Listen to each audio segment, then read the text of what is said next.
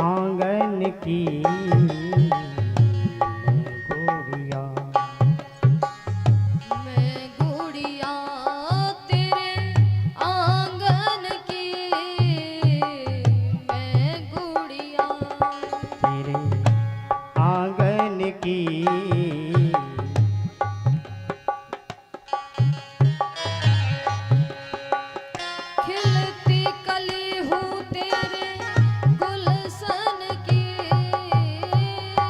खिलती कली हूँ तेरे गुलशन की।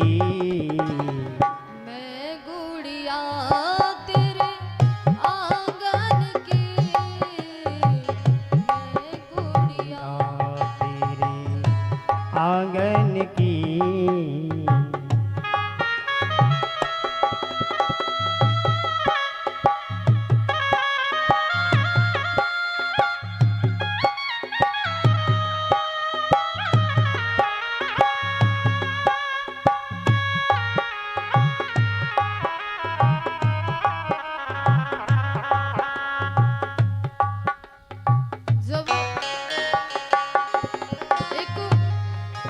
बेटी का विवाह होता है, जब तक मायके में बेटी रहती है अपनी माँ का इस प्रकार से ख्याल रखती है कि एक बेटा अगर 7 जन्म भी लगा देना तो उस माँ का ख्याल नहीं रख सकता है।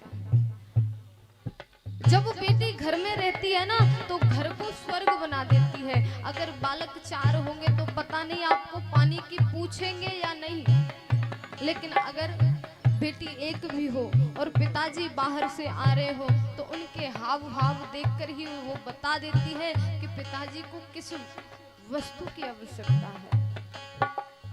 अपने घर में समस्त कार्यकाज करती है, सजाती है, पूरा कार्यभार अपने कंधों पर ले लेती है, माँ को कार्य में हाथ नहीं लगाने देती है। और जब वही बेटी की विदा होती है तो वो माँ टूट जाती है।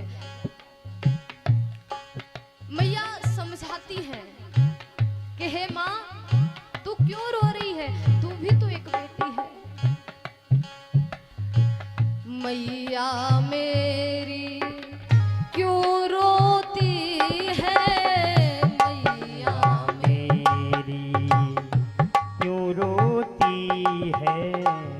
बेटी पराया धन होती है, बेटी पराया धन होती है। मैया मेरी क्यों रोती है, मैया मेरी क्यों रोती है। बेटी पराया धन होती है, बेटी पराया धन होती है। धनवान की हो या निर्धन की, धनवान की हो या निर्धन की। मैं गुड़िया तेरे आंगन की, मैं गुड़िया तेरे आंगन की मैं गुड़िया हूँ।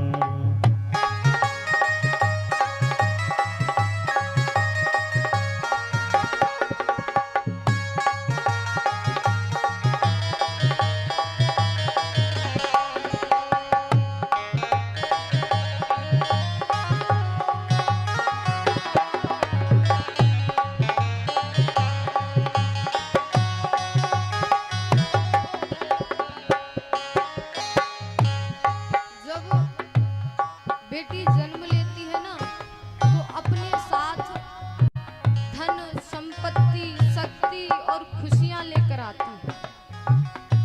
एक पिता अपनी बेटी की शादी के लिए 2 महीने पहले से तैयारियां करने लगता है। पैरों के जूते घिस जाते हैं दौड़ते भागते, और जब बेटी का विवाह होता है खाना तक नहीं खाता है, भूखा प्यासा लगा रहता है। और जैसे ही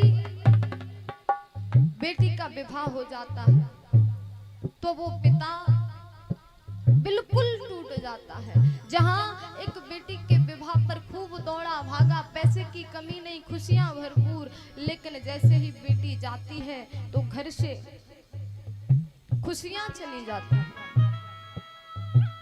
क्योंकि जितना एक बेटी अपने पिता के लिए कर सकती है ना, उतना शायद ही कोई कर सके। कहेंगे ना, कभी भी मन्नत भी मांगने जाएंगे तो यही कहेंगे कि भगवान मेरे पिताजी को खुश रखना, उन्हें इस संसार में कभी दुख मत होने देना। और अगर बेटी ससुराल चली जाती है और तनिक भी खबर मिल जाए कि पिताजी की तबीयत खराब है, अपने सास ससुर को तक नहीं बताती है, दौड़ी दौड़ी आती है, पूछती पिताजी तुमने तो मुझे सच में पराया कर दिया है, क्या मैं इस लायक नहीं थी कि अपने स्वास्थ्य के बारे में मुझे जानकारी देना आप